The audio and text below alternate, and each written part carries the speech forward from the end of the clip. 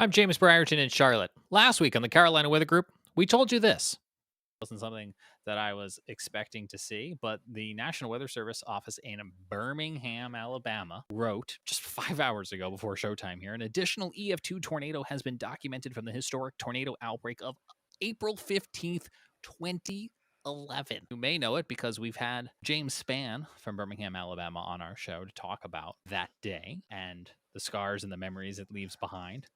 14 and a half years ago, y'all. Earlier this spring, the National Weather Service in Birmingham was tagged in a social media post regarding a potential undocumented tornado from the April 15th, 2011 tornado outbreak in Greene County, Alabama, near Forkland. National Weather Service meteorologists took the information that was presented and began scanning or examining archived radar data, satellite imagery, and social media.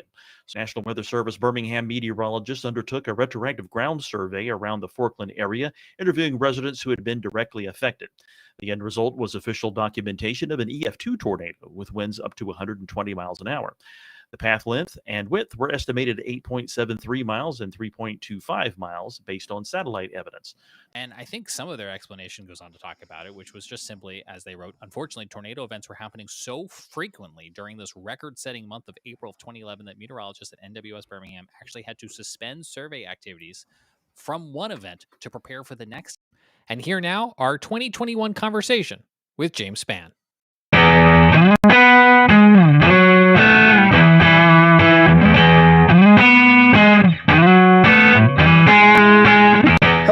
Welcome to the Carolina Weather Group. We continue looking back at some of the previous severe weather events that's not only affected the Carolinas but the Southeast. And this is the 10-year anniversary of the April 27, 2011 tornado outbreak, not only for the Southeast, including Mississippi and Alabama, but there's also some tornadoes in Georgia and South Carolina and North Carolina. So we want to focus our attention right now on the Alabama aspect of that. And we have with us Chief Meteorologist from ABC 3340, James Spann. James, appreciate you spending some time with us as we kind of look back at this. I think you categorize it as a generational tornado outbreak for the state of Alabama. A very well forecasted event leading into it. Take us behind the scenes as you there at the station are getting not only the viewers ready, but the reporters ready, the storm spotters ready. Take us back to what it was like a couple of days leading into the event. Well, it was a well forecast event. And, one thing about it, I didn't know it was going to be that bad. I didn't know. I mean, could it be? Yes. But odds of an event like that are always not that high. So I didn't know we were going to have 62 tornadoes that day. I didn't know that the death toll would be so high. But having said that, it was a Wednesday event, and you could start to see it, about 5 days out. The Friday before the Wednesday, we started to mention it. And then after the weekend, we really hit it hard, Monday and Tuesday, with everything we had. And I think people were prepped, and I think people knew that it was coming. But despite that, the only number that matters to me, and I'm a numbers guy, is 252. That's the number of people that died that day. We had 251 names, and we had one infant that was delivered prematurely at 6 months. The infant did not have a name, and the infant didn't live. So 252. And that's just a reminder, guys, we got some work to do. I think what we learned that day is that what we do is not enough. We need some help. And we've been trying to get help for the last 10 years to make the process better. It was an interesting time, too, I believe, because that's when social media started coming into effect. And looking back through some of the coverage, you had the storm chasers out in the field. You were getting some reports via social media. I guess Twitter was about maybe, 5 years old, and Facebook had been around for a while. And it was still kind of primitive. The penetration of the public is not as high as it is now, but it was still very helpful. I think the most amazing thing to me looking back on that day was how we were able to get video back from the middle of nowhere. I mean, we had some pretty remarkable video of these big wedge tornadoes. I mean, literally in the middle of nowhere. And cell service in 2011 is not as good as it is now in terms of coverage. But with social media, I pushed out stuff on Twitter and Facebook when I was on the wall over there. But it's still, like, even today, the most important thing I do is television. But it was great getting reports and pictures and video, not as much as we get today, but that always helps. I mean, it's just crucial. I mean, you can't beat showing a live video of a tornado. In fact, that's one thing we learned from social science, is that when you show radar on television, and we were standing out there April 27th, 2011, I don't know, in the morning we were there for 5 or 6 hours. And in the second round, we were up there for 8, 9 hours. You show radar, it doesn't mean much to people. I mean, all you weather dweebs on here, you show a hook echo and a debris ball, the eyes roll in the back of your head and your underwear starts flapping up and down your legs. Everybody knows, man, this is awesome. But to most people in the street, they don't know what that is. And even if you communicate that clearly, they still might not believe you. But by golly, if you show them a live video stream of this big tornado, they're going to dig a hole and they're going to get into a safe place. So we have to do a better job of getting cameras on these tornadoes. And it's problematic for us. You guys know this where you are. I mean, most of our tornadoes are rain wrapped. Most of them happen at night. We have hills, we have trees, but we do the best we can. But I thought on that day, it was pretty amazing how many tornadoes we did get on camera. You had multiple tornadoes at one time. How was that? I know you and I had some meteorologists out in the field, another meteorologist in the studio helping you. What was it like covering multiple tornadoes, strong tornadoes at the same time? There's no book or manual on how to do that. You don't learn that in college. You kind of learn it on the fly on that day, which is what we had to do. And that's one of the things I look back on. And then everybody's probably seen, whether people that listen to this show here, they've probably seen some of that. History is going to judge us for what we did that day. And I tell Jason Simpson, Jason was the meteorologist with me in the studio. We bonded that day. If you go through a generational tornado event with another meteorologist in the same room, you will be bonded for life. And I've known Jason since he was a kid. He interned with me. He's a really close friend. He's chief meteorologist at the station in Huntsville now. But, history is going to judge us, the two of us, for what we did that day. And I don't even know if what we did was right or wrong. Obviously, we did something wrong because 252 people died. That's inexcusable for anybody in the weather enterprise, inexcusable for the public. These were precious people that died. And I look back on it, I wonder, like the Tuscaloosa tornado. Everybody talks about the Tuscaloosa tornado. Well, what about the Cordova tornado?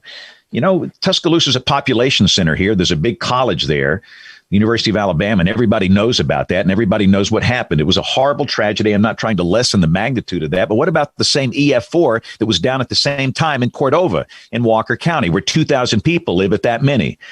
Nobody talks about that. And did we focus too much on the Tuscaloosa tornado because we had that thing on camera and not focus enough on the Cordova tornado? I think about that a lot. And even in that case, we had 2 others down at the same time. And you just try and bounce back and forth between these things as best you can. And I try and give equal time. And I firmly believe that television meteorologists discriminate against people that live in rural areas. And that really makes me mad because I am from the guys. I'm from rural South Alabama. I'm from Greenville, Alabama. You guys ever seen Forrest Gump? Where's Forrest Gump from? Greenbow, Alabama. The guy that wrote that book, I know him. He passed away recently, Winston Groom. He patterned Greenbow after Greenville, this little town where I came from. And, if it's in a big market of, part of the city, the metro, will be on television live, local, late breaking, saving lives, the Weather Authority. But the minute it goes out into a rural area where maybe there's 1 meter in the whole county in the television ratings world, you go back to Freak of the Week or whatever it is on television, which is absolute insanity. What you're saying, people that live out in the country, their lives don't matter. And I'm not going to play that game. And the day they ever tell me to stop, I'll just go somewhere else where I can do that. But they've always supported me here. But I wonder if I didn't serve the people in rural areas enough with that. And I regret that. I can't go back and change it. I can't go back and fix it. But it was horrible dealing with multiple strong, violent tornadoes down at the same stinking time. The easiest tornado of the day was the Coleman tornado. That was the first one of the afternoon. It was an EF-4. We had no other tornado at the time. We had it on camera. I didn't have to bounce back and forth between multiple storms, and we stayed with it. And it worked. Nobody died in that tornado. 20,000 people live in Coleman. So, but yeah, I don't know. I don't think I did it right, but I did the best I could do under the circumstances. I was actually in Coleman filming the Coleman tornado when that occurred. And I was live streaming it as well at that time to Chaser TV, which was the big Storm Chaser streaming platform back in the day. One of the things that was crazy is the communications actually kind of went down, cell communications and pretty much everything else. And people were kind of distraught and didn't know where to turn to get their information from. That was one of the biggest things that stuck out to me that day was how communications failed at the very end of everything and kind of in the middle of the outbreak. So can you talk to us a little bit about, in a position of trying to communicate to the public, how that was affected? I think one thing people forgot about too that day, we had a morning round of storms. It was basically a QLCS, and some pinhead named a squall line a QLCS a long time. I call them a squall line, quasi-linear convective system, whatever. It was linear. And we had a few embedded tornadoes, and there was widespread wind damage. And that morning, we had 250,000 people with no power before the big events started. And 5 people died in the morning storms. That in itself was a tragedy. And so we had a problem going into the afternoon with so many people without power. You had a lot of cell sites down. You had a lot of infrastructure damage. And our TV station, we had a lot of damage. We had cameras down. We had microwave paths that were down. We were crippled. I mean, all these engineers, we had a little break between the morning round and the afternoon round. And we got off the air for a little bit after the morning round. All these engineers, they came in there telling me everything that wasn't working. This doesn't work, and this is down. This is not working right now. And I finally said, guys, stop. I need to know what is working, because we've got to get through the afternoon and prioritize how we're going to repair what we can in the next 2 hours. And they did a great job of getting things back, including that Coleman camera. That's one of the ones that went down. But yeah, there was clearly infrastructure problems with communication that afternoon. I think the one thing we learned is that some people have forgotten that good old radio and television is free. It is over the air. It has nothing to do with a cell network, and it's pretty darn reliable. And we often just blow past that these days. I'm going to watch it on my phone on YouTube TV, or I'm going to watch it on, whatever on a streaming platform. But what happens when all the cell sites go down? We're still on the air. These big 5 million watt blowtorch transmitters we have, not that many people watch them over the air now, but I think we have to remind people that with a, crappy $5 antenna from Walmart, you can pick up 60 channels, and you need to have that in your toolkit at your home in terms of severe weather. So I think that's the one thing we need to do. And goodness, local radio, people have forgotten about it. Everybody streams, their music on their phone, but they forget that we've got these local radio stations that are 100,000 watt blowtorch FMs and AMs, and they will simulcast our coverage. And they provided a lifeline that day. And I got to give a shout out to all those radio stations that just simulcast our coverage. If you listen to all those videos, those YouTube videos about like Tuscaloosa and these places, you could hear my voice. That was over the radio. So I think that's a thing we need to remind people of today, is that TV is still free. It is still over the air, and you don't need a cell network to watch it. James, the thing I wanted to ask you is what has changed over the years since April 27th of 2011, and how do you do things differently today when you're on and involved in a situation like what happened back on March 17th of this year compared to the way you handled April of 2011? Well, here's the deal. After the event, I didn't talk about it for 6 months. I had nothing to say. And people that know me, that's an anomaly. I mean, I'm a bag of hot air, and I've always got something to say. In fact, the National Weather Association annual meeting was here in Birmingham that year. Usually, James, they get me up there just to wave my hands, and I talk loud, and I say something, that's outrageous. And I didn't speak. I had nothing to say, nothing. And everybody just couldn't believe it. But I needed to go through the phases of grief. These people died on my watch, and I'm in the process of trying to memorize every name. I'm not there yet. I was hoping to be there in 10 years. 251 names, their stories. Let me tell you, so you want to get motivated? You do that when there's a tornado in your market. Learn their names, talk with their families, get to know them. It will be so motivating for you in future events. But what after 6 months, I said, all right, let's roll up our sleeves and let's fix it. Something went wrong. There were 62 tornadoes in one day in the state, and there was a darn good warning for every one of them. In some cases, the lead time was 40 minutes. And I thought the death toll that day should have been 30. And 222 people ought to be listening to this show right now. And so I went to some of my friends in the social science world and said, help. And the first one that really reached out to me was Dr. Cloco McLean, Kim. And so many others I've befriended, and I'm not going to start mentioning names because I'll leave somebody out, but they have been such a great help. But this is the bottom line. What we do is not enough. My background is physical science. My first major in college was electrical engineering, and I changed majors and finished in meteorology. I don't know anything about being some TV guy or radio guy, or I don't know anything about it, really. I've just tried to watch people that I think are good and learn from them. I don't know anything about human behavior. And here we are trying to get people to do something, to take action. So they have so helped us. But here are the quickies on what we've learned, how things have changed. There's no doubt in my mind the number one reason people died that day, the siren mentality. I don't know what it is about Americans, especially in tornado-prone areas, and these stinking sirens. It's like there's a love affair. They think they're sexy or something. Now, I'll admit, they sound cool. I mean, you get a video, some guy with a tornado down and that thing's wailing in the background, but you can't hear that thing in your house during a raging severe storm at 3 a.m. And we've got to be better at teaching people. This ain't it. I mean, they serve a purpose. They reach a few people outdoors, but that's it.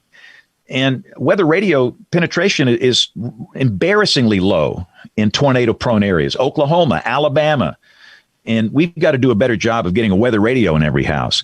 And again, that doesn't work on cell technology. You guys know that, these big RF transmitters the Weather Service has, and, teach people about, your phone's not enough. You got to have 2 ways. Because your phone's going to quit working, and WIA might not work, and your app might not work, and the weather radio. But if you do all this stuff together, you'll get the warning. But that's the main thing, the siren mentality. And the number 2 reason people died, the lack of helmet use. It's not that hard, guys. It's not. Most people that die in tornadoes, and let me just say this, I dabble in healthcare. I call it my hobby. For 15 years, I have been the chairman of the board of a really large tertiary care hospital here. I've just been interested in it. And I fell in love with these people 15 years ago, and I've learned a lot by talking to ER docs. And they will tell you that most people that die in tornadoes, what do they die from? Blunt force trauma. From where? The skull and the neck region. And all you need is a $5 bicycle helmet from Walmart. And probably over 50 people would be alive today. So it's messaging. It's messaging before the event. We've got an event Thursday, so I just messaged on television. What's the message? Have 2 ways of getting the warning, and it's not a siren. And you're going to have a helmet in your safe place for everybody. And that's not just for kids. And a lot of people go, well, it's nice for a kid. No. It's for everybody. I mean, you put a helmet on me, it's not a good look. It's like, lipstick on a hog, but it's going to keep me alive. Every life is precious. And so we've learned to message, helmets. That's really, really, really important. And, I could keep going, but one thing that we knew that we've screwed up on with the false alarm ratio was too high. It was over 80 in 2011. That's insane. Over 80% of tornado warnings were false alarms. We heard this in research all the time. I hear tornado warnings all the time and nothing ever happens. So the Weather Service in Birmingham went through a really comprehensive program going back to basic science. Kevin Laws is one of my heroes, the Sioux down here. They were issuing tornado warnings for, high-based storms, high LCLs. Never produced a tornado here, never. And they went back to the basic science and cut out all these bogus warnings, and the FAR is down in the 30s now. And all these things have added up to where it's a lot better now. We had, and I'll stop answering your question. I could talk all day on this, but we had an event last Wednesday, St. Patrick's Day. We had 25 tornadoes in one day in the state, 25 last Wednesday. Not one person was killed, and not one single person was hurt. Let me tell you what. 10 years ago, it wouldn't be that way. So we've learned a lot, and I think the lessons learned have paid off. James, you hit on a couple things I want to get your expertise on. Social science, overwarning. National Weather Service right now is undertaking their initiative to simplify some of their communications, but also kind of introduce tiers for what goes to WIA and how the public then gets triggered. In your experience, is that going to be enough, you think, to help reach people and get them to understand? Or beyond what's already scoped, do we have more work that still needs to be done? Look, it's not that hard. Here's the problem. And I'm just as guilty as anybody else. I'm guilty as sin here at this. But we go to these conferences and we listen to these research papers and we talk with the social scientists and we gather up in these conference rooms and we do what we think is best for us. Who cares about us? That's not who we're serving. We're serving real people out here in the real world. You know what we need to do more often is go hang out in I bet you guys have never been in a Dollar General. I bet you guys have never been in a Dollar General. That's where real people are. You want to know what real life is like? Go to a Dollar General. They're sweet people. They will talk to you. They will tell you things. You don't need a $100,000 grant to get this information, and you listen to them. And they'll tell you, is the false alarm ratio too high? What do you need on your phone for wireless emergency alerts? Do you need to have severe thunderstorm warnings on there? Do you need to have only tornado emergencies? So I think that's part of our problem, is that we've disconnected from the people that we serve. And all of this stuff, and I'm a big fan of HazSimp. We got to simplify this. I'll be honest with you guys. There's some messages the Weather Service sends. I don't even know what it means. I mean, what is an aerial flood warning and a flash flood warning and a flood warning? I mean, it's bewildering to people, all this stuff. So a lot of this stuff has got to be simplified. And they're on the road to doing that. But as we look at the transformation, in the warning process, in the next 10 years, we have to be careful to be sure we're not doing it for us. We're doing it for the people. Hey, James, this is Jordan. I sound cranky, don't I? I'm sorry. I sound too cranky tonight. Hey, now this is an engaging conversation here. Given how generational the April 27th outbreak was, it seems like we're hearing a lot of the use of the term bust today when it comes to outbreaks that don't quite measure up to April 27th. Now, I know this is a pet peeve. Twitter post on this just the other day, because some people were calling last week's outbreak in Alabama a bust, even though there was, no loss of life and, tremendous success for the Weather Service. So can you talk a little bit about why that's become such a trend nowadays? Well, I think a lot of it has to do with the weather enthusiasts and these Facebook pages. And listen, I don't want to throw water on these guys. Most of them are high school kids, and they love weather and they want to learn weather, and they don't mean any harm. But they'll get on Facebook and they'll say, look at the STP. Look at these updraft helicity tracks. This is going to be worse than April 27, 2011. This is going to be a killer mega storm of the century. And people don't know it's a 15-year-old kid. And they're going to share it and share it and share it and share it and share it. And it just gets out of hand. And, I think that's part of the problem. And I don't even like that question when people ask me that. For example, we have a very high-end severe weather episode likely here Thursday. It's pretty common for episodes like this in March and April. This is the core of the spring segment of the tornado season. And the question is, will this be like April 27, 2011? I don't even like to answer that. That's a bad question. And of course, the answer is no. Let's do a study of climatology. I love numbers. I love looking at history. I really do think if you study history and climatology, it's a valid way of looking at what might happen in the future. And where we are down here, our generational events prior to 2011, what's the one before that? You guys were not even alive when the other one happened. April 3rd and 4th, 1974. Okay, I was a senior in high school. That changed my life. That's a topic for another show. But prior to that, it was March 21st, 1932. Prior to that, it was February, 19th of 1884, the Enigma outbreak. So they happen every 40 years. And that's a generational, really a definition of generational type storm to me. So the next time we have a day like April 27, 2011, I will be at the cemetery. But, so what? I mean, we had 25 tornadoes the other day. That's a big deal. And we didn't have all these, strong, violent tornadoes. It didn't produce that. And in a way, maybe that's part of the criteria that I think was not met. But other than that, that was a big deal that day. And, we got to quit getting hung up in these comparisons and all this hype and everything. I mean, and here's the other thing, too. If we hype everything that comes along, nobody's going to listen to us. Nobody. I mean, goodness. And what we don't even recognize is the fact that there are a lot of people that are scared to death of this thing. There are people right now that are scared to death of what's going to happen Thursday because of something that's happened in their life. They've had a close encounter with a tornado, hurricane, severe thunderstorm, flood. Something's happened and it triggers this PTSD or some reaction, and they have a real phobia. And goodness, if I go on and say, the odds, somebody chewed me out last week because I said the odds of your house being hit on one of the biggest severe weather days in history, like April 27, 2011, are tiny, tiny. Most everybody in Alabama was not affected April 27, 2011.